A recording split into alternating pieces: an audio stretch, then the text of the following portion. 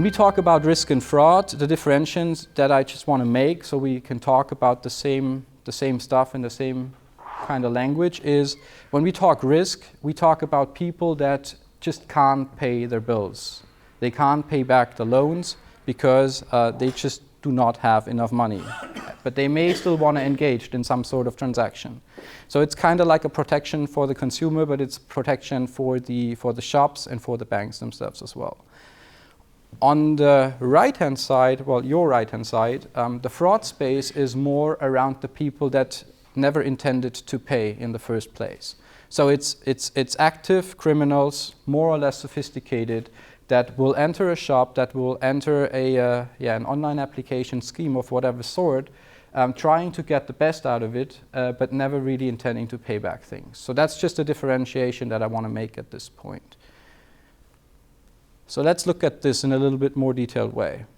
On the one hand side, you know, if little Lisa knocks on my door on Halloween night, she has that unicorn mask, remember?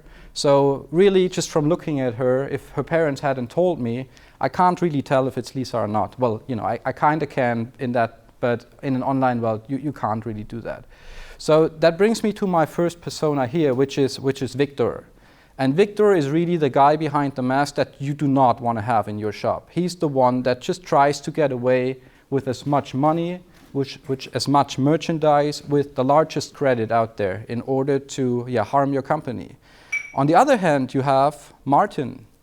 And Martin is a digital native, right? He's the guy that you want to see in your shop over and over and over and over again as a returning customer because he pays his bills. You know, he's the typical native that goes from online to mobile, has a couple of devices, has different cross-references across all different shops, and good customer, so you want to treat him well, right?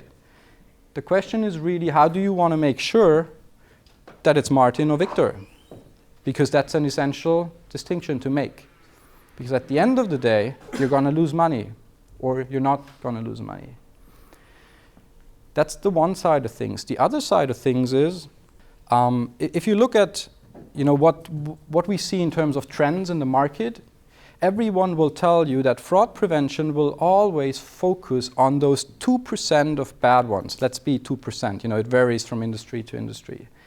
But there's 98% of other people out there. So what about that? Do you focus on the 2%? You focus on the 98%? Because what Gartner and other people say is that customer experience is the sole differentiator in a digital world. Customer journey will determine if you're making more money or if you're making less money. Are you able to offer your customers a one-click checkout because you know them and you're sure it's Martin, remember, the guy on the left?